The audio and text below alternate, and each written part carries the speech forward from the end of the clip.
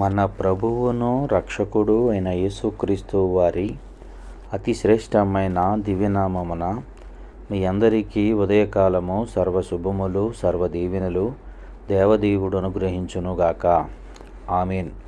దేవుని బిడలారా, ఈరోజు 18వ తారీఖు సెప్టెంబర్ నెల 2024 సంవత్సరము. ఈరోజు దేవుని వాగ్దానము 2వ రాజుల గ్రంథము 17వ అధ్యాయము 39వ వచనము.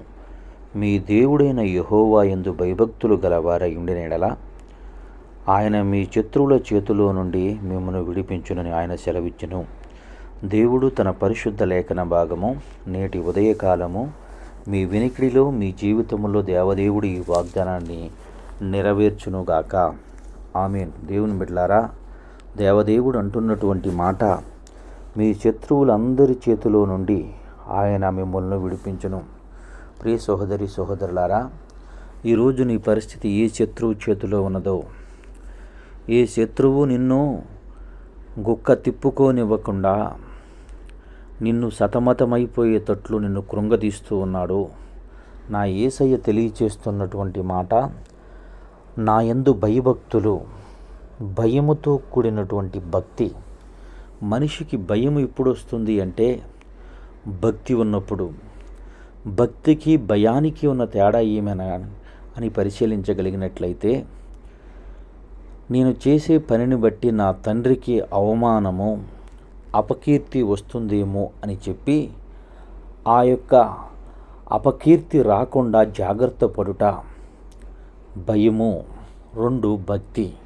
దేవుడు అంటున్నాడు, నీ శత్రువు నీ యొద్ద నుండి దూరంగా నేను పారదోలాలి అంటే నీ విశ్వాస జీవితంలో నా ఎడల, అంటే నువ్వు చేసే క్రియలను బట్టి, నువ్వు చేస్తున్న పనులు బట్టి తండ్రి నామానికి అవమానం వస్తుందేమో, అపకీర్తి వస్తుందేమో, నన్ను బట్టి నా తండ్రిని తృణీకరిస్తారేమో అని ఆయన యందు నిత్యము నీ విశ్వాస జీవితాన్ని కాపాడుకుంటూ ఆయనలో ఎదుగుటయే దేవుడి యందు భయము, భక్తి.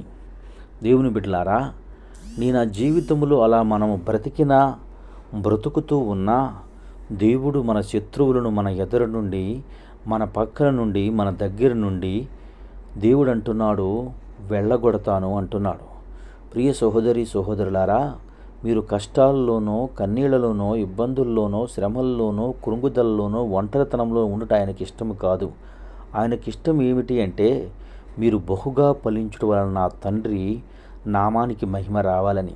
ప్రియ సహోదరి సహోదరులారా, దేవుడు ఈ ఉదయకాలమందు మీతో మాట్లాడుతున్నటువంటి మాట ఒక్కసారి ఆలోచించండి. నీ శత్రువు ఏమిటి ఈ రోజున? ఆర్థిక సమస్యలా, అనారోగ్యమా, ఒంటరితనమా, ఆదరణ లేనటువంటి పరిస్థితి? ఇవే నీ శత్రువులు కదా.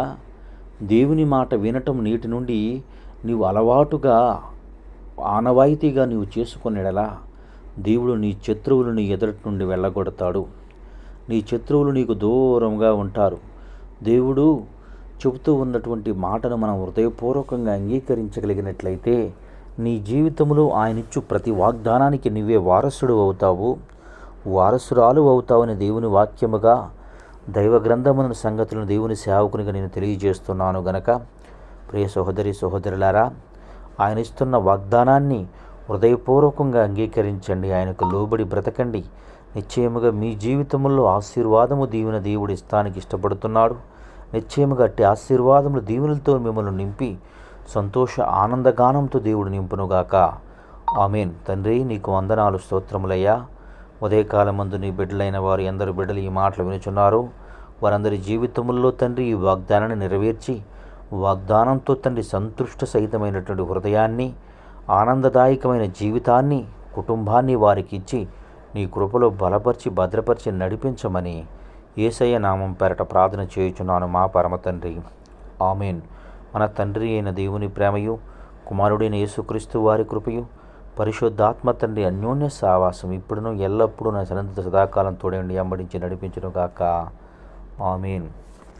God bless you. దేవదేవుడు మేము దీవించి ఆశీర్వదించును గాక. ఆమేన్.